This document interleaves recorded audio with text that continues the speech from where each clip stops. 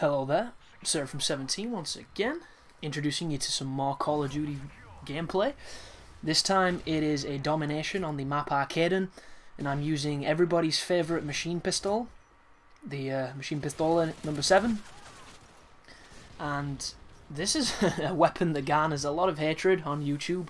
A lot of hatred just, ubiquitously, because a lot of people use it, it's exceptionally good, and it has very little downsides. And I would apologise for using it, but I don't really give a fuck, if I'm completely honest. And I don't say this to be rude or to aggravate anybody. It's just this is a pretty old gameplay because I've not played on Modern Warfare 3 for a while, and I've never really, set myself with the standards that a lot of people do as far as weapons go. Because I've never been the person that thinks it's necessarily the weapon that makes the game unbalanced. A lot of the times for me, it's generally the perks that frustrate me the most, or connections. The weapons are secondary to that kind of stuff.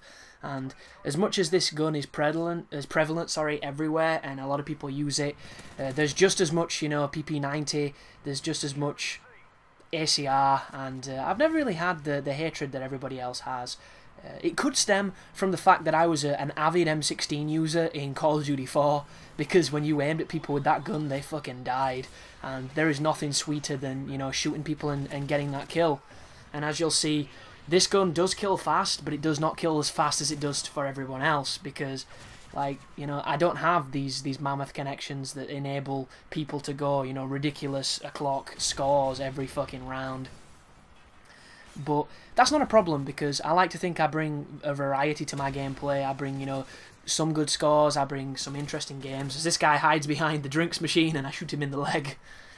And you'll notice a trend of me using this little peak there for cover to reload my gun, because everybody keeps flying out of this spawn. And I'm not the best person with the spawns on Modern Warfare 3, because I do think that they're hardest to predict, and a lot of that comes from the fact I don't play it enough, and it also comes from the fact that I don't play with a team, and spawns can be much easier to predict if you play with a bunch of people. As I see that guy up there and clean him up quickly. And this must have been a couple of games into the day, because my aim seems kind of spot on. And you'll notice sometimes my aim is terrific, other times my aim is atrocious. I'm human, and I don't have the aimbot tendencies that a lot of good players get.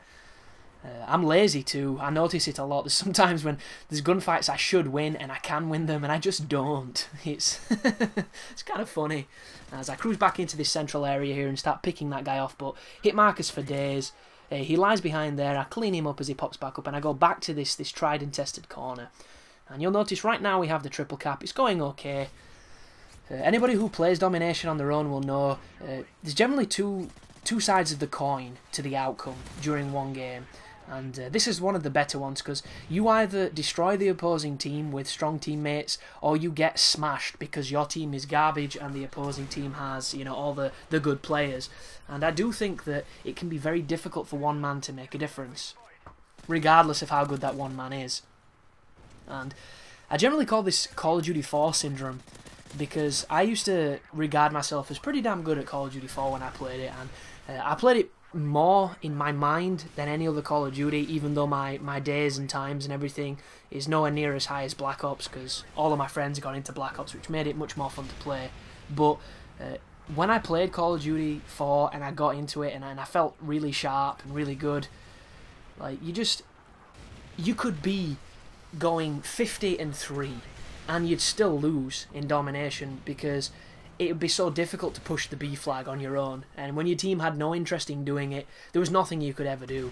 And I watched really good players, players like Socrates, players like, FPS Kyle when he wasn't imitating a Russian guy, like people who knew the game well and had invested a lot of time, and sometimes there's just no winning those scenarios, because as much as this promotes lone wolfing because of the kill streaks, because of how much everybody camps, it is a team game.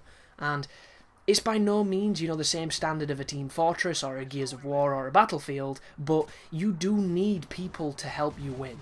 And a lot of people will tell you that that's bullshit, and I personally believe that it's nothing, nothing closer than the truth, because one man cannot carry a team all the time unless he has a ridiculous advantage. And right there, that guy drop shots me with the MP5, so you've got to give him full props because statistically the gun I'm using outweighs his all the way. But I don't know if he was just a good player or an experienced player, but he gets the better of me a lot. And there's a couple, you know, that I'd like to call bullshit on because I'm firing first. I felt like I was on target and I still lose, but that's Call of Duty. That's just how it works. And you'll notice that they've got a couple flags back now. We're 2 capped at this moment in time. You don't generally find yourself all that often in a spawn trap on this game just because of how much Infinity Ward kind of destroyed the spawns. And people who got smashed in spawn traps are probably really happy about that, but people that invoked them and used them are generally the ones that are a little bit more pissed off. And you can do them with a good team, but you'll know when you run into a full team doing it because you'll be spawning into them and you'll realise, yo, you're in some trouble. And anybody with any kind of brain is going to leave at that point because staying in is just futile. Unless, you know, you go in that stubborn mode where you want to get some kills, you want to fuck up the kill streaks, you want to, you know, give them a big middle finger for using something that is not necessarily illegitimate, but goddamn is it frustrating when you're stuck in it. And I must confess, I have been one of those people that I generally don't really understand how anybody gets stuck in a spawn trap. And then I watched that video of the dude on mission standing on the bin looking over the wall with a light machine gun.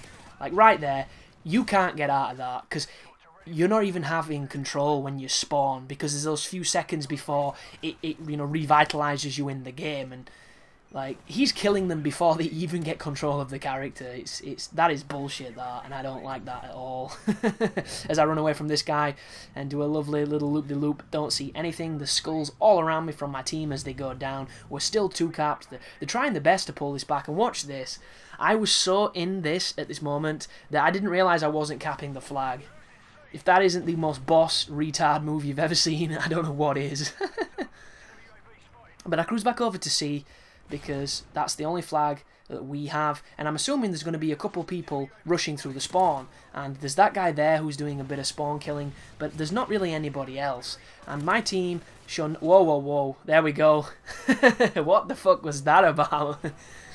And I think that's one of those moments where you spin around to try and hip fire, but because I play on such high sensitivity, the hip fire and the aim down sight sensitivity are different, and if you've not done it for a while, your hands kind of go into spaghetti mode, and it feels really weird as I pick up a quick 2-piece, crouch down to get the reload, come back up, but I think there's 3 more, and they...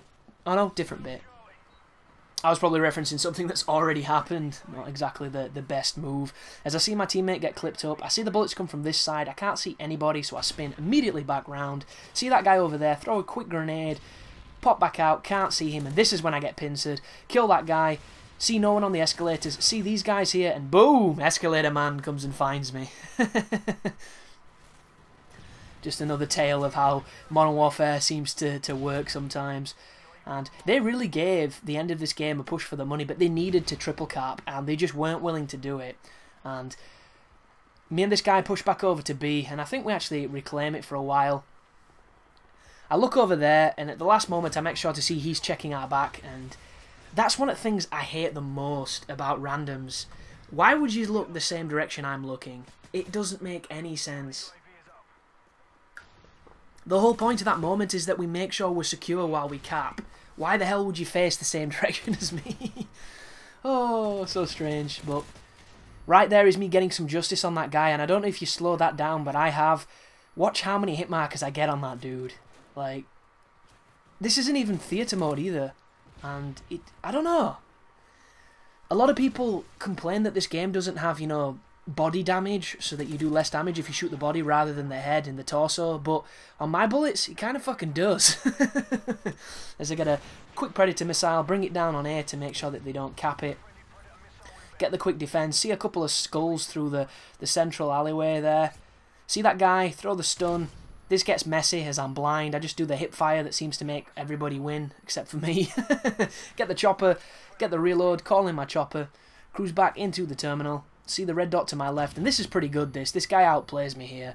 I'm waiting for him to come on the right hand side, and he comes on the left, and there we go. Come everywhere. Thanks for watching, you take care now.